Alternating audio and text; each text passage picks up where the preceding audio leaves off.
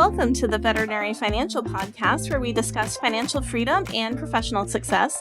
I'm Meredith Jones, a veterinarian and financial planner for vets. And I'm Joe Warner, also a financial planner for vets. There's a major update for borrowers on the SAVE plan. The Department of Education has started issuing notices to borrowers on the SAVE forbearance that the forbearance is ending. So we have started hearing from clients who have said that they have started receiving those letters. Starting on July 1st, loan servicers will begin sending out those notices to borrowers, giving them a 90-day window to choose a new plan to enroll in after SAVE. What that would mean is that the earliest due date to switch a plan would be on September 30th, depending on that 90-day window that you get from your loan servicer.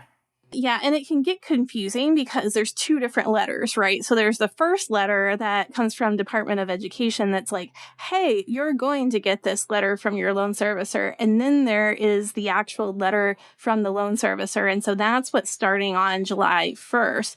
So there's been some confusion out there where people are like, okay, do I have to switch before July 1st? Is that the deadline? Or how does that actually work? So like Joe said, it's like the 90-day clock would start earliest on July 1st.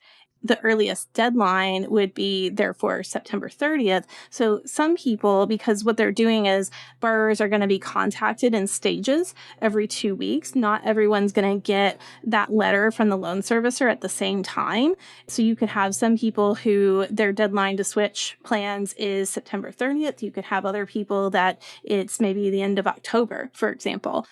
They said that they're going to start with borrowers who have been enrolled in the SAVE plan the longest. So that'll be interesting to see if that's really the way that plays out. One tip is to make sure your contact information with your loan servicer is up to date. And that's especially important if you're a newer grad because you probably moved after graduation, or of course, anyone who pursued an internship or residency, because a lot of vets in those situations are moving around the country. And so you're going to want to make sure that they've got your up-to-date email address and also your address.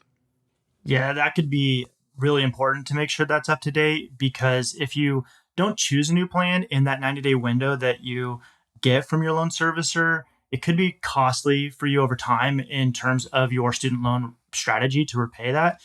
If you haven't made a decision and chosen a new plan by the time that window is up, then you'll be moved into the standard repayment plan. That plan is not an income-driven plan, which means it is going to be a standard payment that is likely going to be much higher than what you might have under different income-driven plans. But also, any time that you would spend in that plan would not qualify for forgiveness and all the other things that you get out of the income-driven plan.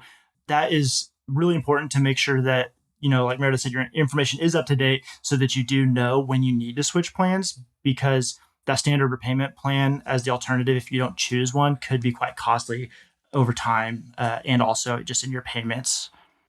So we all know that, or anybody who's been on an income-driven repayment plan knows that the standard 10-year repayment plan is very high. So for a lot of veterinarians, that would be a payment of between $2,000 and $5,000 a month for the standard 10-year repayment plan. And then for folks who have consolidated, sometimes we're looking at more like a 25 to 30-year standard plan, but that is going to be the most expensive plan long-term. And the payments on that plan are not going to actually count toward a forgiveness timeline at all. So it's really important to know what you want your strategy to be next. This announcement impacts the approximately 7.5 million borrowers who are currently enrolled in the SAVE plan. It also affects folks who perhaps had applied for the SAVE plan and they've just had their application on hold during the SAVE forbearance. So we've seen a lot of that too. And we have had meetings with our clients and folks we've met with for student loan consults. One of the common questions we're getting is, hey, does this affect me if I'm on the pay plan or if I'm on the IBR plan? And the answer is no. If you are not on SAVE, then this announcement doesn't affect you. So the key shift here is that SAVE is no longer in this sort of undetermined pause like it has been for over a year and a half now. So borrowers are going to be required to actively choose what comes next because you don't want to just be defaulted into that standard plan. And we've talked a lot about choosing what's next and kind of the timeline of when you would need to make that decision, but you certainly don't have to wait. And so there's a couple of things to keep in mind when you are thinking about, what is next for you in terms of moving off of save in your student loan strategy. So you don't have to wait until July or the end of that 90-day window to switch. There are other options that you may be eligible for right now, whether that is pay or the IBR plan. And so switching into some of those or one of those other plans sooner rather than later could be beneficial just because you would start making payments again, earning time towards forgiveness again, and just overall moving forward in your repayment with your student loans. And also, if you are going for forgiveness, we've had a lot of questions in the student loan consults that we've done saying, if I switch off save, am I going to lose all my history towards forgiveness and the progress I've made? And the answer is no. That would carry over. So you don't have to worry about that. All of that carries over when you do switch into a new plan, whether that's pay, IBR, or another income-driven plan. Yeah, and there's a new plan coming out in July called the RAP plan. It stands for Repayment Assistance Plan. And so that was a new plan that was passed along with the Big Beautiful Bill. So it's not available yet today. And they're still finalizing some of the details of that plan. What I will say is if you are eligible for pay or if you are eligible for the 20-year version of IBR, so that's the one that's open to folks who borrowed all of their loans after July 1st, 2014, the vast majority of veterinarians who are in that situation would have a lower total cost on one of those plans rather than on the RAP plan. Even though the pay plan as well is being phased out over the next couple of years. So the date for pay to be phased out is by July 1st of 2028. We have talked about that as like an option, that is available for you in the short term. And mainly that's just because it could be a good option for some folks to enroll in the short term, particularly if you're eligible for another income-driven payment plan that just has a higher payment, for example. Even though that is being phased out, currently you are still able to enroll in that plan right now. And so it could be a really good option short term before you enroll into another plan once pay does get phased out. And so don't overlook that plan just because it is being phased out in the next couple of years. It could make a lot of sense in the short term for you. And another thing too that we talk about a lot is for those veterinarians that are married and thinking about, what strategy goes well with student loans when we talk about married filing separate and married filing joint.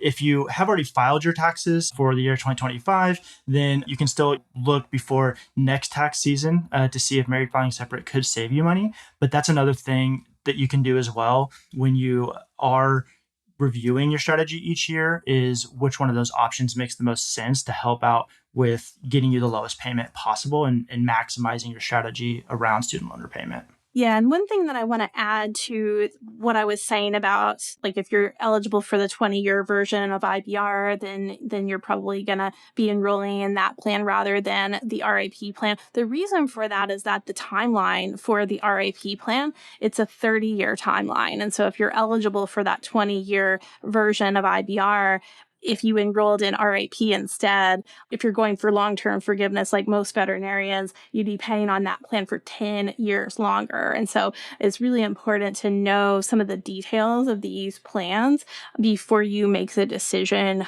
which plan to switch to after save. So if you're on save, the priority is really having a plan in place before your 90-day window starts so that you're not making a rush decision. That's something that we can certainly help with. If you want help thinking through your options based on your specific situation, you can schedule a student loan consult with us at Vet Debt Experts, and I will go ahead and put the link in the show notes. Certainly, we're always happy to help with that. And until next time, take care and continue your path to financial success. This podcast is for informational and educational purposes only and should not be considered individualized financial advice. If a specific investment is mentioned, it should not be considered a recommendation or endorsement to buy or sell the investment. All investments involve risk. Past performance does not guarantee future results. You are encouraged to seek the advice of a financial professional before implementing any investment strategies discussed. Yay, compliance.